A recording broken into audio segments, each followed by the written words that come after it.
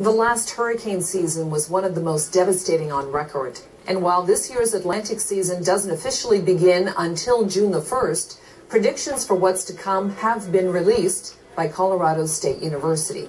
CBC meteorologist Johanna Wagstaffe is looking into those, and she joins me now from our Vancouver newsroom. Johanna, break this down for us. What can we expect this hurricane season?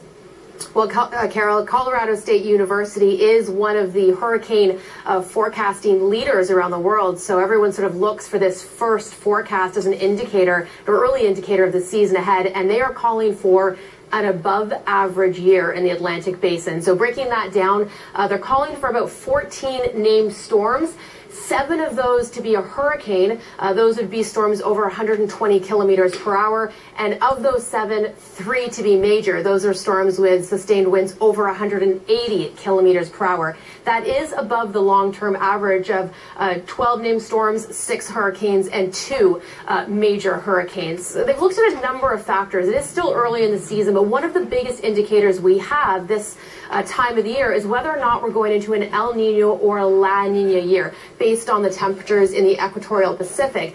We are coming out of a La Nina year, and if we were to go into an El Nino, that generally means warmer than normal temperatures around the world, but it also means a lot of wind shear in the upper atmosphere, and that often tears storms in the tropical Atlantic, I should say, apart. So an El Nino year usually means a quieter year, but there's only a slight hint in the forecast that we're heading into this El Nino year. The real tip-off for Colorado State University was the sea surface temperatures. Most long-range models do show a chance of above normal temperatures. That's the fuel for the hurricanes, basically from August through September. So we could see this year really ramp up. So in summary, no big clues in the forecast year ahead, but above average is likely, and we'll be looking at a number of other forecasts coming out over the weeks to come. Something else we do know, Carole, I should mention, the 2018 list of storm names will be the same as 2012, but Sandy was retired, so it will be replaced by Sarah if we make it down to S this year. All right. Well, last year was brutal. In particular, regions in the Caribbean and the U.S. have yet to recover from the destructive onslaught of storms.